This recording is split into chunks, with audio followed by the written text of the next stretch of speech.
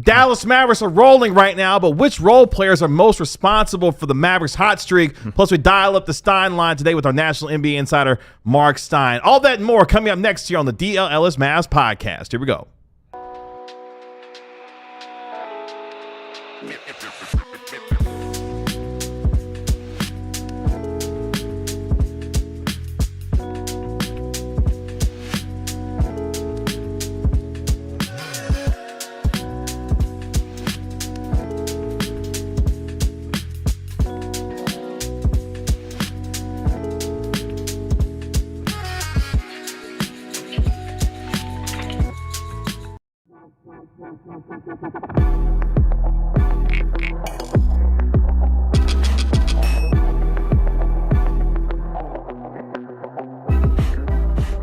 Hey, what's up, DLLS Mavs Nation? It's your man, Kevin Gray, alongside Mavericks beat writer Tim Cato. We are DLLS Mavs, your favorite guys covering your favorite team every single day at Kevin Gray Sports, at Tim_Cato. You can always dial up the Stein Line for our national NBA insider, Marc Stein, at the Stein Line. You can always hit up our Mavericks analyst, Bobby Carella, at Bobby Carella. He decided to bail on the show today, so you're stuck with me and Tim today as far as the DLLS Mavs podcast is concerned. But no worry, we got you covered here over the next hour with what happened at practice today, plus we'll hear from Dereck Lively as well. Appreciate you joining us here on DLLS Sports. Make sure you like, comment, and subscribe while you're here. You can download and subscribe to the podcast wherever you get your podcasts for free on this terrific Tuesday. Ronald, Sarah, I see you in the chat already. Tim Cato, what's going on? Nothing much. I'm in the Bobby seat. So I love Pokemon, Pikachu, Rayquaza. I see why Bobby doesn't allow me to have this seat. I'm too handsome from this angle. So, you know, he doesn't have my best interest at heart. Your resting eyes will be for the nation to see today, Tim Cato, as we've got a lot to get to on today's show. Ben, I also see you in the chat as well. Again, really appreciate all of you joining us here. Luke as well in the chat, all the way from Australia, correct, if I remember correctly. Yes, sir. He's an Aussie man. All the way from down there. I know. We miss you too, Bobby. Bobby already in the chat with us. Bobby had a meeting. Bobby doing what Bobby got to do, but he already liked the video, and you should like the video while you're here as well. Tim, let's just jump into it. Mavericks back at practice today. Coming up in our next segment, we'll have our Mavericks practice report, plus you'll hear from Dereck Lively. At 1:30, we'll dial up the Stein Line with our national NBA insider, Marc Stein, as he's got some news when it comes to the Mavericks superstars and Luka Dončić and Kyrie Irving when it came to them and practice today. Meanwhile, though, when we look at what the Mavericks have been doing so far this year, 12-2 after what was a 5-7 start, 12-2 in the last 14 games, and playing terrific basketball after winning what was a historic game against the Golden State Warriors on Sunday. The Mavericks now get ready to take on the Los Angeles Clippers for a baseball series beginning on Thursday. But let's get into our first topic of the day, Tim Cato, because all the questions it feels like have been answered over the last 14 games with the Mavericks 12-2 during that stretch. There's still some questions to be answered, so I'll ask you in the chat and ask you, Tim Cato, as our resident Mavericks beat writer here, what's the toughest question right now facing the Dallas Mavericks as they get ready to take on the Los Angeles Clippers beginning on Thursday? Besides the plague? Right, the illness that has gone through the entire Mavericks team at this point is particularly Naji Marshall, who's at it a couple of times at this point, for sure.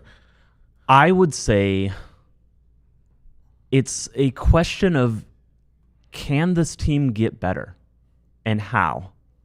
Because I think if you ask a lot of Mavericks fans, there's some split opinions about whether whether the team should get a stretch big, whether they need another wing, whether they should go star hunting. I think for the most part, most people think that, going for a bigger star is not necessary. But there's some people who think no improvement is necessary, no realistic improvement that the team could make is worth it or would improve the team enough.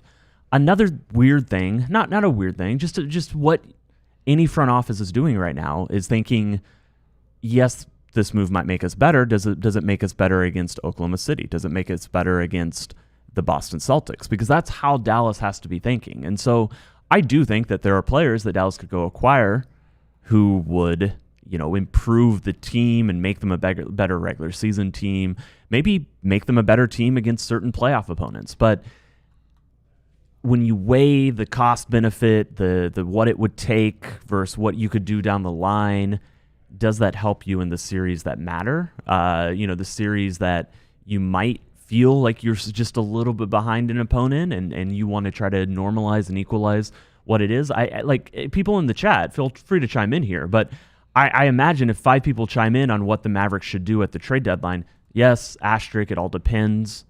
You have to know what you're sending out, who's available, what the trade parameters, what the frameworks look like. But I'd imagine if 5 people chime in on what they think Dallas should do, it's going to be 5 different answers, because this is the hard parts of a team that's almost at the top, that we feel is a title contender, but maybe just a bit behind the very top 2 teams in the league. And I think that's, from my perspective, looking at this team, I think that it's possible they can beat Oklahoma City. I think it's more likely that they could beat Boston with this iteration of this Dallas team.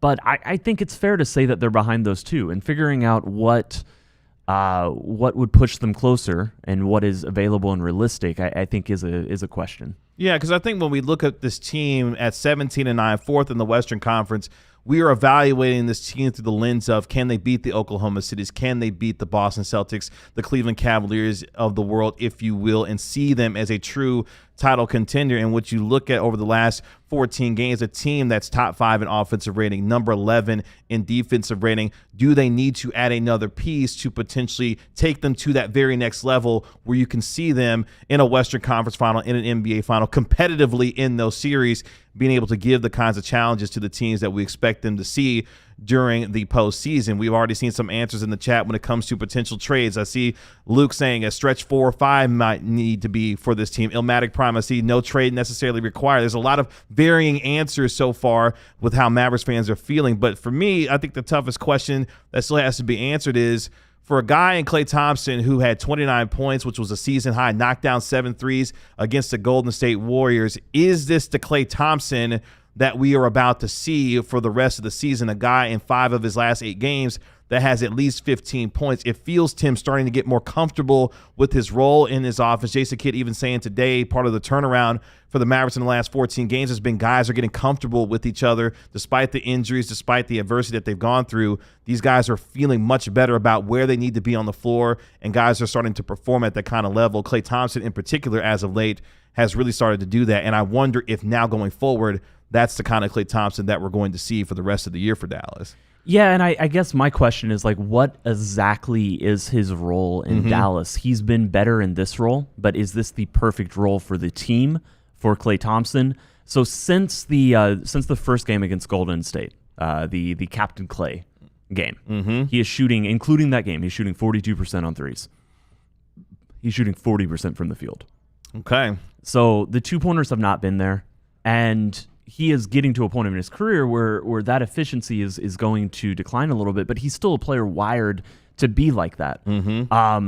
Roles is a lot of things. Roles can be, are you starting? Are you coming off the bench? How many minutes are you playing? Which lineups are you playing with?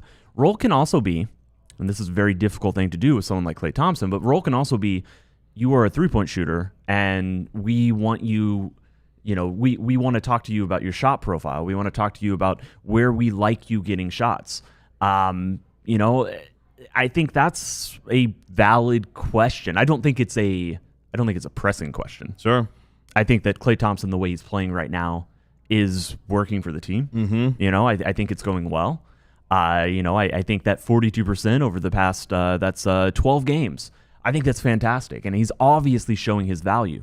But I think within this really good stretch from him, there's also questions you can ask about, where does he most help the team? What aspects of it does he help? What aspects does he not? And then once again, what is his role against a team like Oklahoma City, against Boston? That's, again, it's not a pressing question, because that's a question that's going to be asked a long time from now. But if you're a coaching staff and you're starting to think about that, I mean, this is a decision, this is a change that would take a while for it to implement. So I think that I believe that this is the Klay Thompson we're gonna see most of the season, the player he's been lately, and it was 10 games that he kind of had a little mini slump. Let's see, 10 games he was shooting 35% for his first 10 games. A little bit better on twos, actually. He was up in like 45%, but he's fallen a little bit there. His 3-point shooting has picked up. Having one of those 7 of 11 games, he didn't really have a game like that. Like almost all of his games were about 50, 60% shooting last season. Like his best 3-point shooting games were still like 6 of 11. Sure. 5 of 9. Having a 7 of 11 game, an 8 of 11 game, a game where he just shoots you into a lead. That's awesome, and that's such a benefit. That's not something Dallas really had last season, and so I like how he's progressing, how his role is progressing.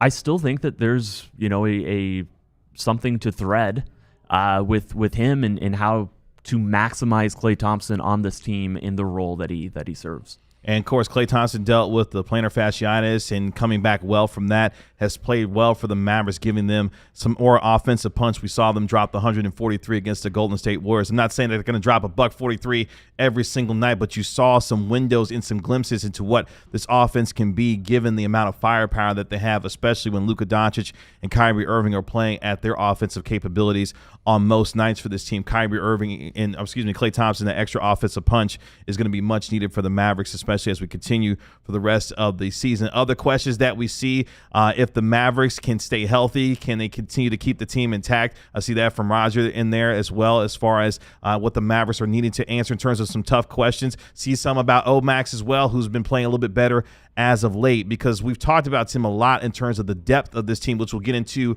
throughout the course of the show. I think that's another tough question that we have to continue to answer as well, is can the depth that's been depthing Bobby Karalla continue to do so in a way that allows this team to finish in the top 4 of the West, given how competitive this conference is? Because if they can, this is a team that gives themselves a really good chance to have home court advantage in the first round of the playoffs this year. Yeah, that's important. We talked all about how that's important. It's something that we think matters, but more importantly, it's something that's achievable this season. And to miss that opportunity and to not, have home court they had it against the Jazz, but they've had it for one series in the entire Luka Dončić era. That's true, yeah. To not be able to secure it for ideally 2 rounds, I think that's what the team should be thinking about. And this is their chance to do it. They're finally rising in the standings. They're very, very much set up to potentially be the number 2 seed in the Western Conference. I just think that's important. It's not overreacting to a loss here or there, but it's also understanding that the regular season allows, setting yourself up at top the conference, near the top of the conference, also sets you up for success in the postseason. Yeah. And, I think this season, I don't think fighting for a top seed, no matter what, is worth not being ready for the regular season, not having, the appropriate amounts of rest for players like Luka and Kyrie. But it's still really important that you do go try to get home court advantage for as many rounds as you can, because, you never know. The ability to be able to have a Game 7 on your home floor, most teams would sign up for, and the Mavericks looking to do that as they go through the rest of this season, of course, looking to finish in the top 4, hopefully in the top 2, given how well this team has played throughout the course of the last 14 games. And looking at Oklahoma City, it's kind of that measuring stick. That's a team that we'll continue to talk about throughout the course of the season, because that's the team that if you're a Mavericks fan, you're looking at saying we're probably going to see them potentially deep into the postseason. How do they stack up against the top teams in the Eastern and Western Conference? We will continue to watch throughout the course of the rest of the year, particularly when you look at the Mavericks. Before we take our first break, their schedule lines up like this. They've got a baseball series beginning on Thursday against the Los Angeles Clippers. They'll play on Thursday and Saturday before they welcome in the Portland Trail Blazers on Monday, and then that Christmas Day showdown at home with Anthony Edwards and the Minnesota Timberwolves at the American Airlines Center. Of course, a rematch of the Western Conference Finals from a year ago. So the Mavericks still have plenty of opportunities to be able to put wins on the board and finally do so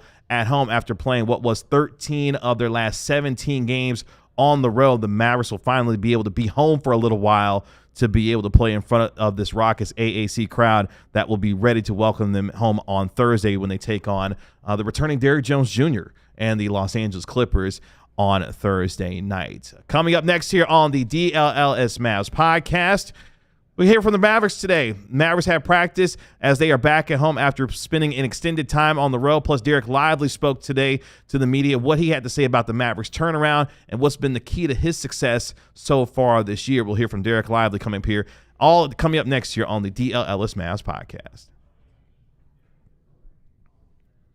But it's game time here on the DLLS Mavs Podcast. If you love going to sporting events, concerts, going to the theater, if you love going to all kinds of entertainment events, you got to use Game Time to get your tickets. I used Game Time to get my tickets to go to WrestleMania in April. It's coming around the corner pretty fast in 2025 at Allegiant Stadium for a 2-night extravaganza. Game Time was able to help me filter out the fluff to show me incredible deals on the great seats that I was able to get, so I didn't have to waste time searching through thousands of tickets. They got panoramic seat views as well, so I could able to see where I was going to be sitting before I picked out my tickets as well. So if you're needing to find some last-minute tickets, especially for someone during this holiday season, you got to use Game Time to be able to do it. They got all-in pricing, so you can be able to know the total upfront price and not have any surprise fees at checkout. So make sure you take the guesswork out of buying your tickets with Game Time. Download the Game Time app, create an account, and use code DLLS for $20 off your first purchase. Remember, terms apply. Again, create an account and redeem code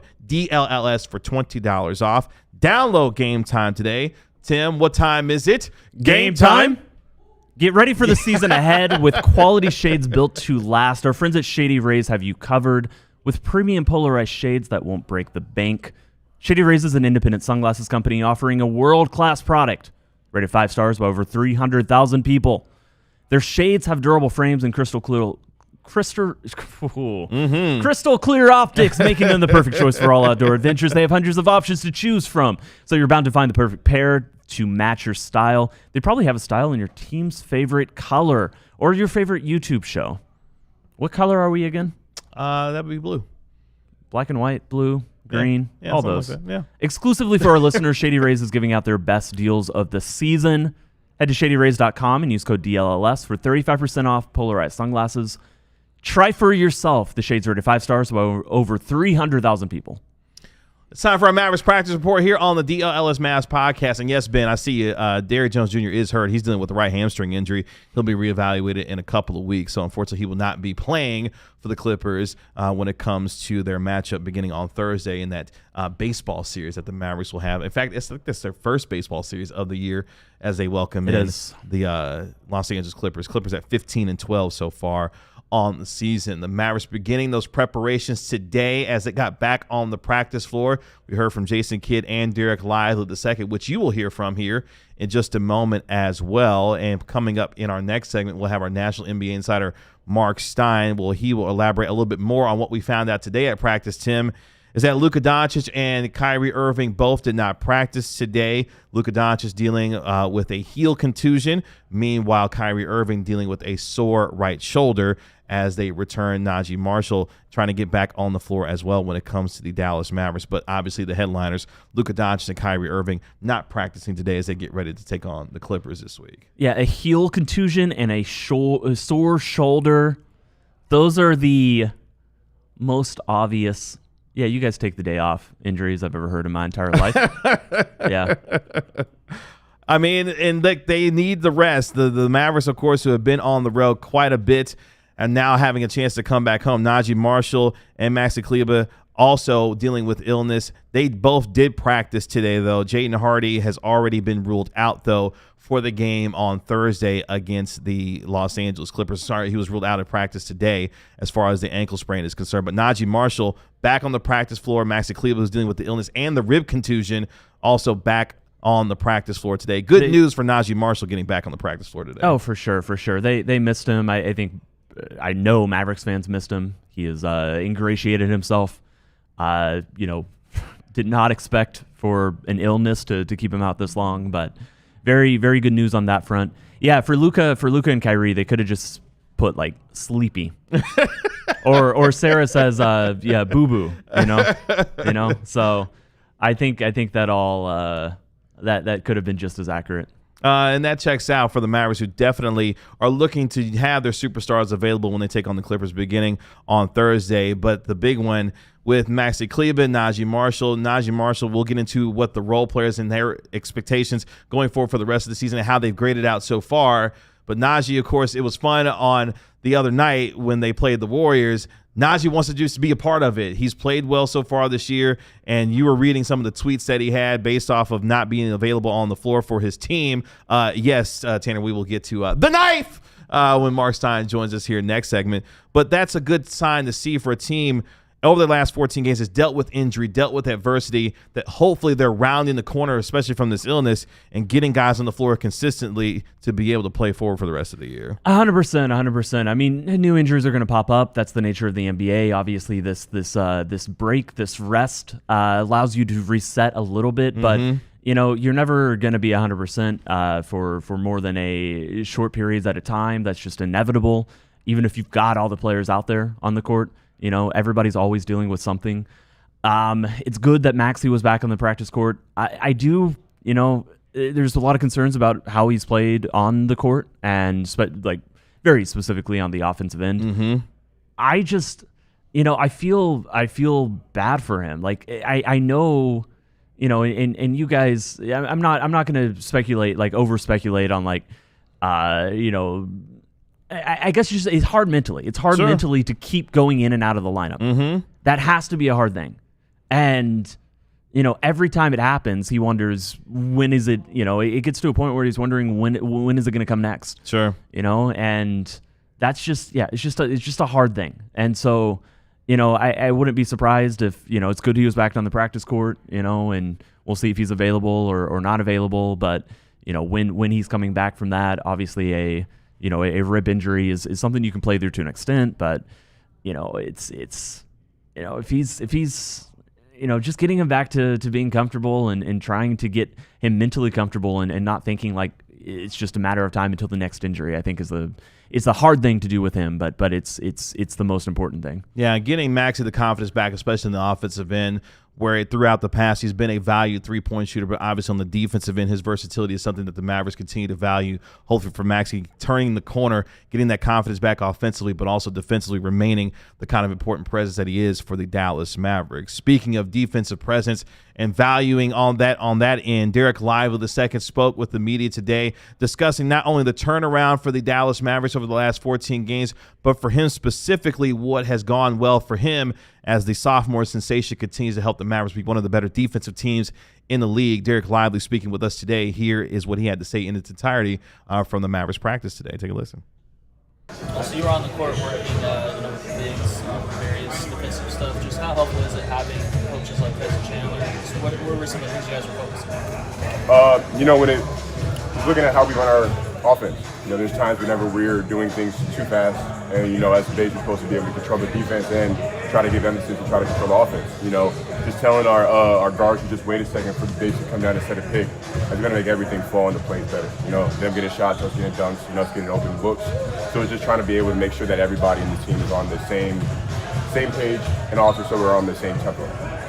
What do you feel like just allowed you guys to get rolling offensively on Sunday and getting that kind of rhythm? We had a great start. We were running, we had our pace, we were playing with the pass, and we were just trusting in the pass. People were shooting, people were crashing, but no matter if the shot went up, no matter who was shooting it, everyone had trust in the shot, everyone had trust in the people who were leading the pass, and everyone was on the floor. What's been the biggest key to your guys' turnaround? After a 5-7 start, you guys have won 12 out of your last 14. What's been the biggest key to that turnaround in your mind? Heart and effort. I feel like there's been a lot of times where there's a lot of just effort plays that we leave on the floor, and we're just trying to do our best to limit those. No matter if it's us diving on the floor, us trying to get steals, us getting 50-50 balls, offensive rebounds, limiting those, and just trying to be able to just eliminate the things we can't control. There's going to be bad bounces, there's going to be shots that go in that they're not supposed to hit, but we can't control those. What we can control is how hard we play and how much effort we do. You guys had one of the best defenses after All-Star break last season.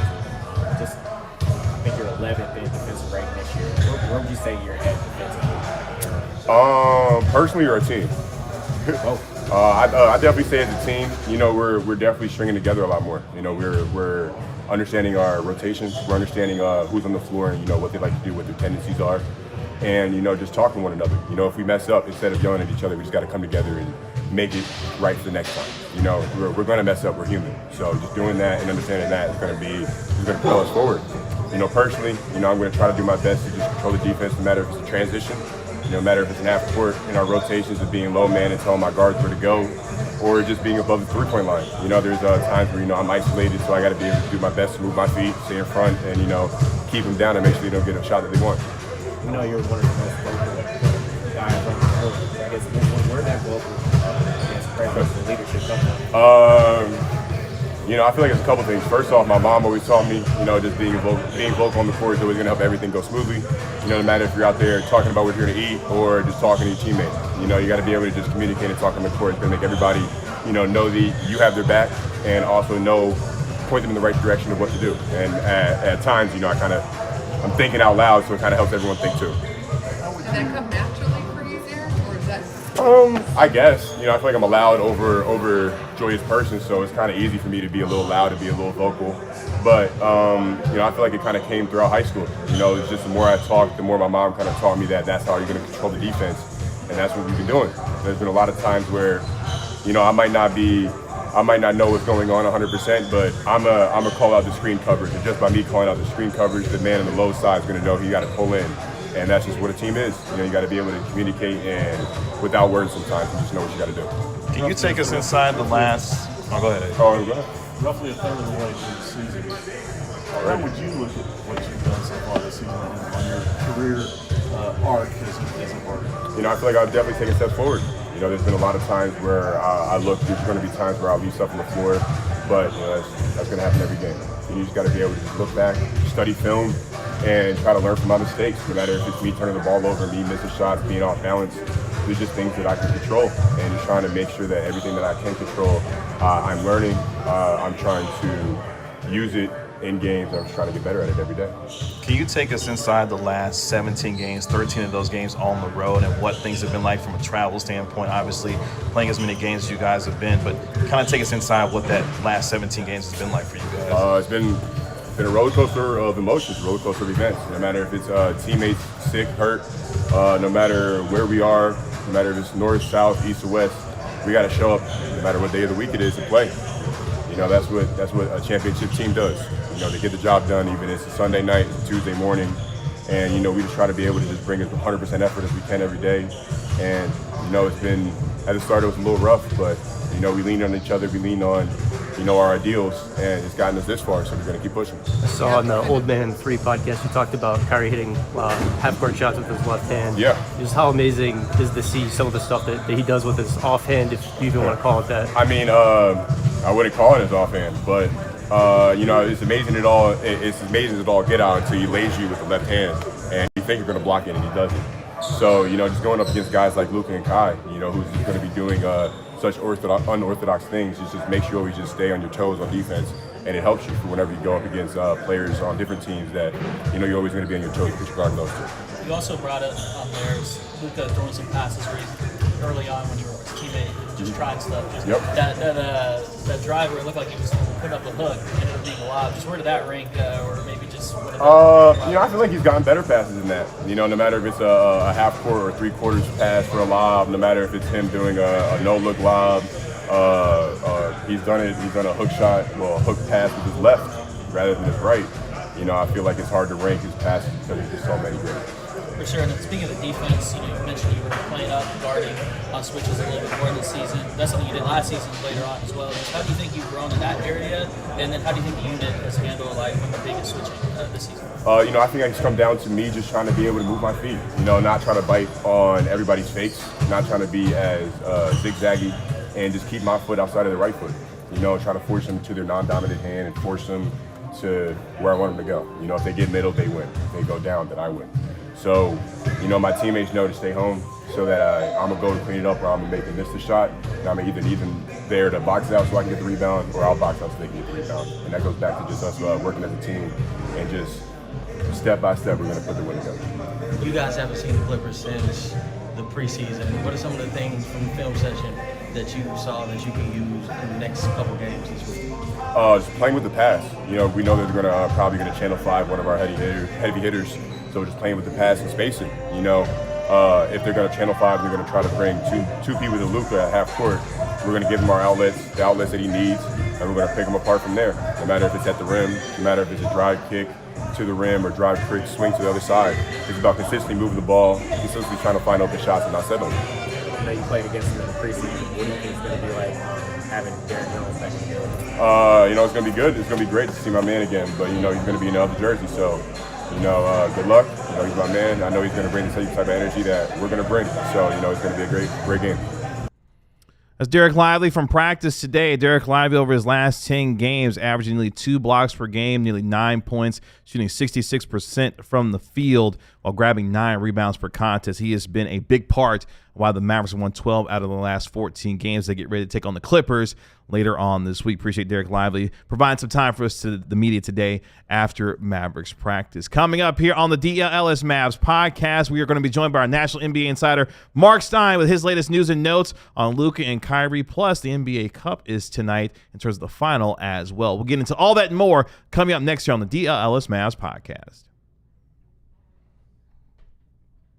Let's talk about goals for a minute. And when it comes to goals, you got to use constant contact to get them done. Can you believe we're almost at the end of the year already? And if you got some goals, let's talk about those for a minute. How are you tracking with the ones that you have? Are you close? And if not, how do you make sure that you hit them before the end of the year? We've got a goal of making it to 12,000 subscribers before the end of the year for DLLS Sports, and Constant Contact is going to help us get that done. You've got year-end goals. We want you to use Constant Contact to help you meet them, and they help you meet them that much faster. No matter how experienced you are with digital marketing, Constant Contact has the tools to make your marketing run that much smoother. You're no longer needing to struggle with expensive, slow, and unmeasurable approaches to marketing your business.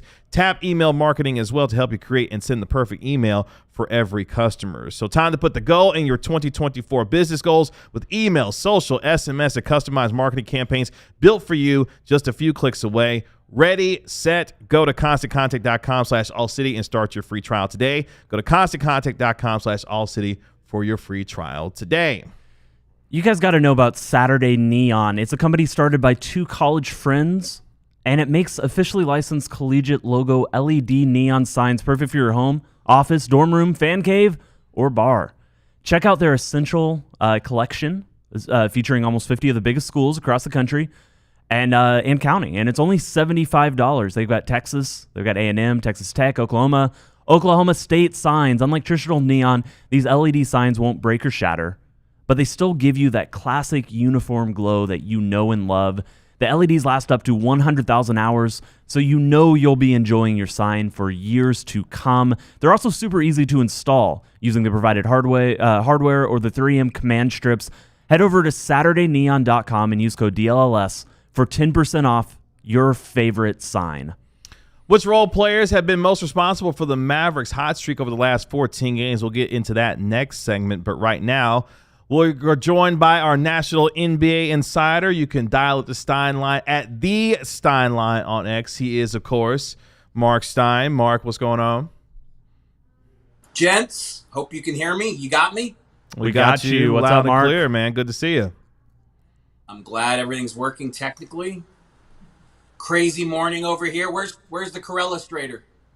He bailed on the show today. He's got some kind of meeting or something he said he got to do today, so he'll be back tomorrow. But the handsome Tim Cato and his arresting eyes have decided to grace us with his presence for the rest of America to be able to be seeing him today. So he's hanging out with me today.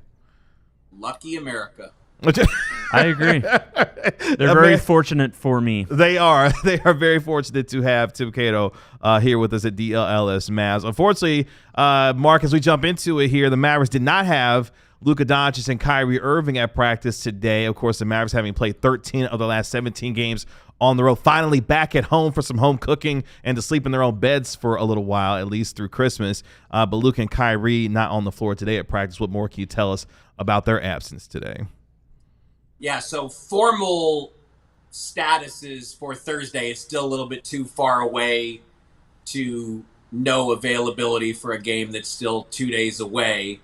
But as you said, neither practice today. I'm not sensing a great deal of concern on the Kyrie Irving situation. A little bit more, I guess, uncertainty surrounding Luka's status. Luka apparently took a kick to the heel, an inadvertent kick in the Golden State game, and that led to the heel contusion. So what I'm told is they're trying to assess the severity of it now, but obviously if neither one is practicing Tuesday, I mean, we're just going to have to wait and see if one or both is able to get back in time for Thursday, but obviously not ideal because, as we talked about before, the Mavs were one of those teams that was really looking to embrace this stretch, this long break, after losing to OKC. If they didn't have to go to Golden State, they would have been home all the way through Christmas. So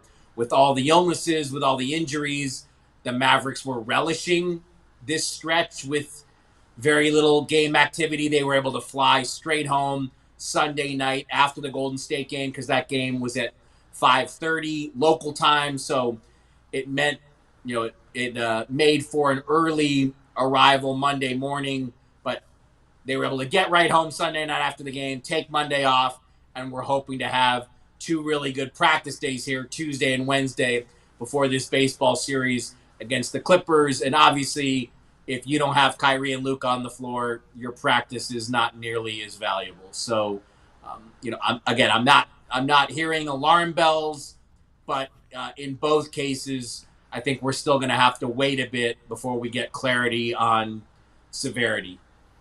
The only thing I want for Christmas outside of, an occasional gift or two is for people to stop kicking Luka in the leg. Like, he gets kicked in the calf. My man's got to miss some time. He got kicked in the, in the heel. Obviously not practicing today. I just want people to stop kicking Luka when it comes to his lower body parts so far this year. Oh, he's so fast they can't keep up, and so I guess they catch him with an inadvertent kick. He's just blowing by so many people these days when it comes to Luka. It is interesting, though. You could argue if he was that fast, then maybe he would be avoiding the kicks. That's true. But, it could work both ways. It is interesting, though, because Luka, obviously with the 45-point triple-double that he had against, the Warriors and the Mavericks, making 21 threes, a record-setting number of threes made by both teams in that game on Sunday. The amount of rest that both teams had prior to coming into that game on Sunday, both teams playing at an extremely high level, especially with their offensive execution. Hey, NBA, you might want to give some rest for teams in between games, but that's another conversation for another day.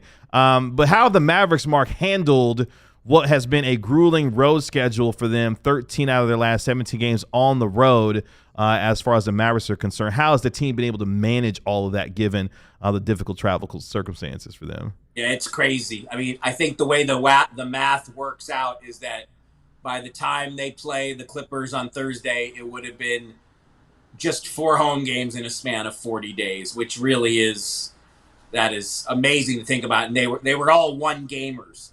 And so when a team has to play 2 or 3 on the road, come home for 1, and immediately turn around and play 2 or 3 more on the road, that home game feels like a road game.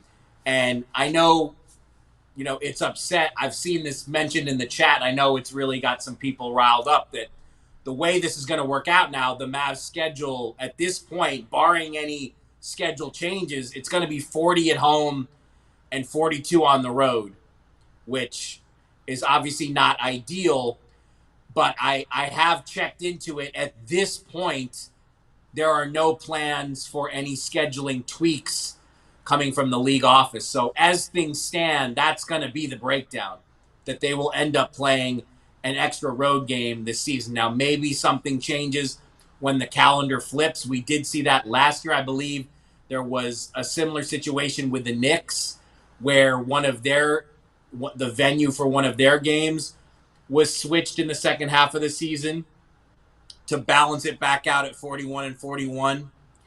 But at this point, it's a bit crazy that the Mavs are going to end up playing only 40 home games. Now, you could also, if we want to use the Cato model of counter arguments here, the Mavs to me have been so much more solid on the road than at home that I don't know that it's such a bad thing.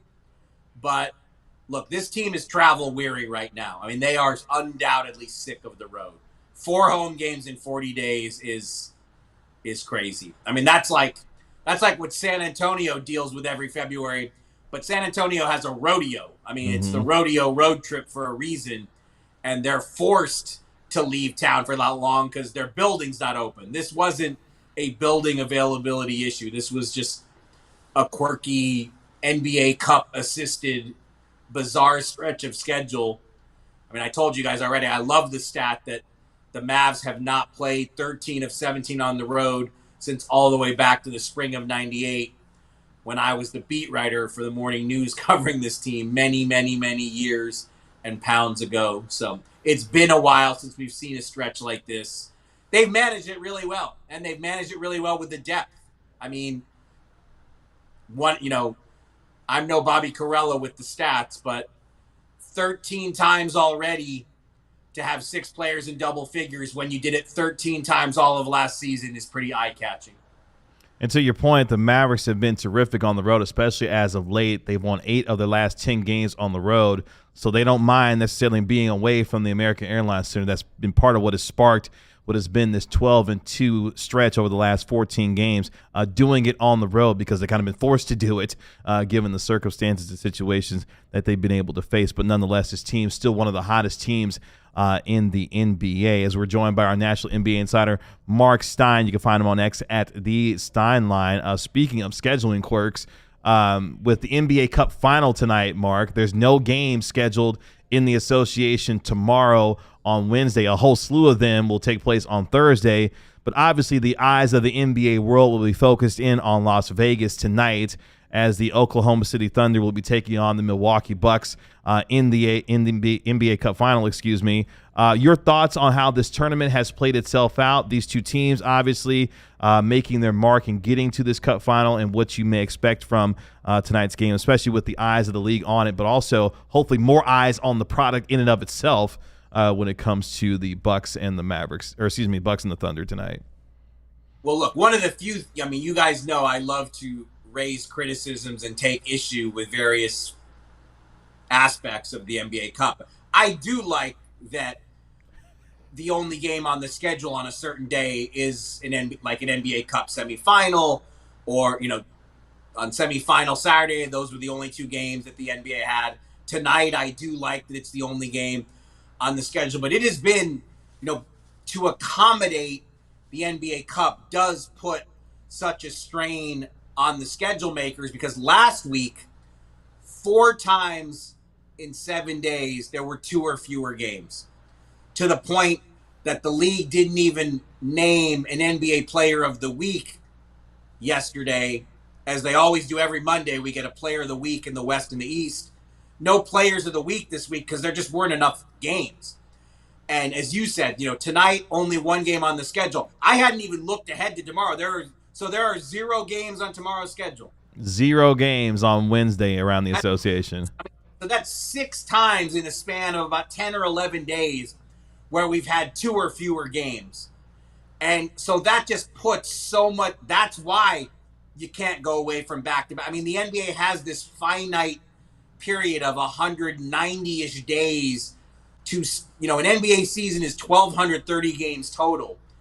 And so you're trying, there just isn't enough unless you push back the finals and, push the finals deeper into June, which the league has always been resistant to do. They always want kind of the finals to land in the early to mid-June portion, and then the draft, and then July 1 is free agency. So unless you push the draft and free agency back, there just isn't enough runway to deal with all this stuff. And that's, it's going to be interesting. I think there's going to be a lot of chatter after this NBA Cup. I think a lot of teams will be voicing their opinions. Because I think some, like the Mavs, love this, have loved this extended break they've gotten. But it does create a lot of challenges. And certainly the Mavs don't love playing 40 home games and 42 road games. So, doing the NBA Cup, it's as anything the league tries when they institute something or invent something, unintended consequences pop up and stuff they weren't ready for happens, and they're going to have to deal with that. And look, I'm headed to the G League showcase, and it's really winter meetings time and trade talk time, but I'll let you guys know how much discussion there is about what people are saying, how they found the formats and what it does to the schedule. And as we established, it already made Dallas's schedule a bit more difficult. The additional games that they got added were against Oklahoma City and Golden State. Whereas if they had lost, it would have been teams lower in the Western Conference standings. And so to stomach that and the fact that you're going to have one fewer home game, you're going to have an uneven schedule, in the home and road breakdown, that's a lot for a team to stomach, just because even with what we like about the format, that's quite a bit to have to process. The Warriors will play the Mavericks. I should say the Mavericks will play the Warriors 4 times this year, 3 times in Golden State. They'll play Oklahoma City 4 times this year, 3 times in Oklahoma City, speaking that much more to the idea of how much more difficult the schedule is going to be for the Mavericks with the 42 road games and the 40 home games. You can always dial up the Stein Line on X for our national NBA insider, Marc Stein at the Stein Line. Mark, we look forward to your reporting this week, not just the rest of the week, but also at the G League Showcase as well in Orlando. So look forward to your coverage there this week. I'll be in studio with you guys tomorrow before I leave. Don't worry. All right. We're looking forward to seeing Santa Stein in studio tomorrow here on the DLLS Mavs Podcast. Appreciate you, Mark. All right, guys. Be good. Talk soon. There he goes, our national NBA insider, Marc Stein, going to join us here on the DLLS Mavs Podcast. Coming up next here on our program, how would you grade the Mavericks role players and what they've been able to do during this hot streak for the Mavericks? Which ones are responsible for the Mavericks and their terrific play right now? Tim Cato will jump into the Cato's Corner coming up next here on the DLLS Mavs Podcast. But before we get there, we want you to become part of our DLLS Sports family by becoming a diehard member here at DLLS Sports. We have our holiday party tonight, and we're going to be having some good times and celebrating here at the DLLS Sports studio. So we want you to be a part of our family as well, and you can do so for less than $7 a month right now by becoming a diehard member. Go to alldlls.com and become a diehard member. You can click that QR code. You want to tap the QR code while you're there. You want to point to that. There it is, right there. That QR code, that beautiful QR code to become a diehard member. You get to our member. They're saying it's the most beautiful QR code we've ever seen. With the most beautiful DLLS Mavs member here today, Tim Cato.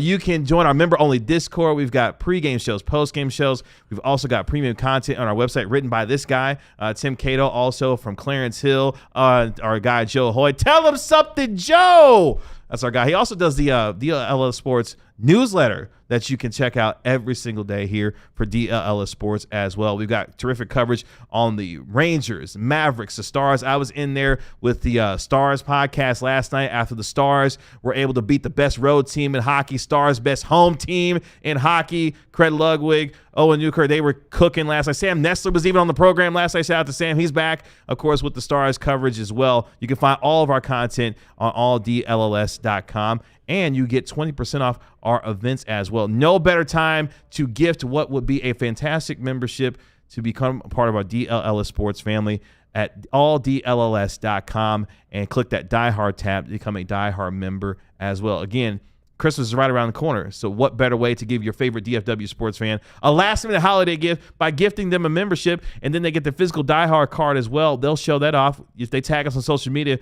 we'll shout them out as well when it comes to being a part of DLLS Sports. I see Sarah. She's also here. She's part of our DLLS Sports family. Join her today at alldlls.com and become a Die Hard member today.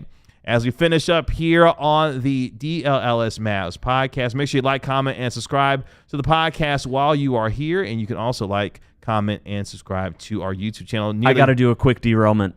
Do you? Sarah asked us to do this in the chat, and she's right. So I think this has been leaked or somebody reported on a little bit, but the NBA just officially announced what the All-Star Game format's going to be. Have you heard anything about this? Because I'm about to read it to you. Okay. So it's a mini tournament featuring 4 teams in 3 games. So 2 teams will meet in a semifinal, and then the remaining 2 teams will meet in a final. So there's going to be 3 games. For each game, the winner will be the first team to reach or surpass 40 points. So there's So over the scores are going to be like if you were to add them up, it's this basically they're playing to like 120 120 or 120 102. So actually less basketball is going to be played, but the idea, obviously, the hope is that it's going to be more competitive. Each team will have 8 players. So there's 24 All-Stars. So those are 3 teams. They're going to be split up into 3 teams. The 4th team is going to be made up of the team that wins the Rising Stars game, or whatever they call it now. Okay, the Rising Stars Challenge. So Okay, cool. mini tournament happens all in one night. The TNT Inside the NBA commenters are going to pick. They're going to draft or pick the All-Star selections into teams. Okay. And let's see. The voting is going to be the same. The head coaches are going to come from the staffs. So an assistant coach is going to lead some of the teams, it looks like. And yeah, there's money on the line. I see there's money on the line. That I'm kind of championship going through winning myself. team. Yeah, quick first reactions. I like it. I mean, the All-Star game has needed a refreshed format, or just a refreshing in and of itself. The lack of competitiveness in the All-Star game throughout the years has been quite visible through the last several All-Star games. Really not much incentive for these guys to play their hardest, which is unfortunate. And if you get moments where they are playing harder, it isn't the first half. No, it's not. So that's it's generally in the second half. If there's one thing I like about this, it's that it eliminates the portion of the game that is never taken seriously. That's right. Now, sometimes the very end of the game isn't taken seriously either, but if you ever see a team lock in, it's going to be about like halfway through the third quarter to halfway through the fourth quarter.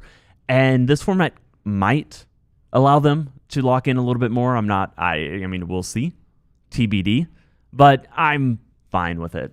I'm fine with it. I like it a lot. I wouldn't say I'm excited about it, but I think it's a reasonable change that has some validity. It's something new, and the All-Star game desperately needed something. Now, the 4 teams participating in the NBA All-Star game will compete for a prize pool of $1.8 million, with each player on the championship winning team receiving $125,000. Each player on the second place team receiving $50,000. Each player on the third and fourth place teams will receive $25,000, so even a little bit more money on the line. In addition to, if you're the NBA Cup winner tonight, you'll get $500,000 for each player. But look, as Sarah says, Jokic and Luka should be on the same team. I'm 100% with that. Okay, so that creates some intrigue and incentive on what it means for Charles Barkley, Shaquille O'Neal, and Kenny Smith to draft the rosters of the non-Rising Stars teams. How do they build these teams? Hopefully we could see a Jokic and a Luka paired together on the same team, or a LeBron and Steph Curry. Obviously what we saw during Team USA's run to the gold medal this year, watching LeBron and KD and Steph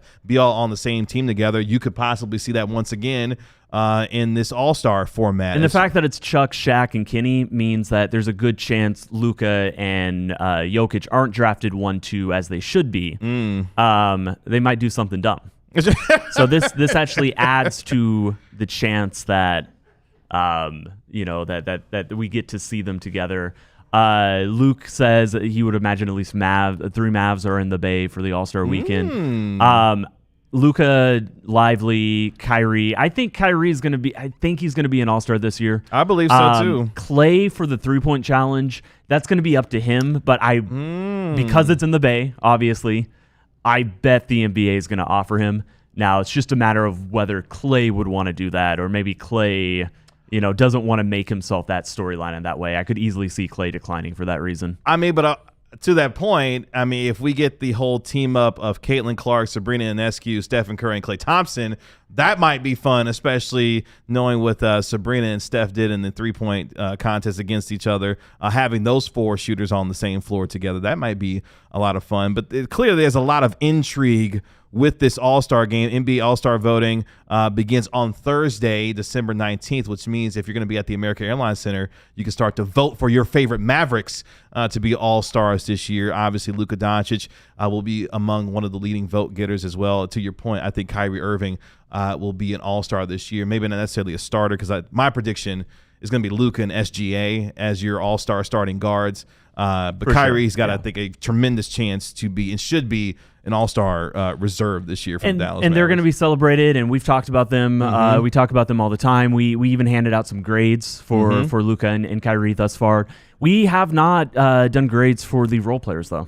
But we will do so right now as we hop into Cato's Corner as we finish up our show here today. Absolutely. So we mentioned Clay. He's got to count as a role player at this point. Yeah, I would agree. Let's just go through these kind of quicker gut feeling. I'd give Clay just a solid B. I think that it incorporates the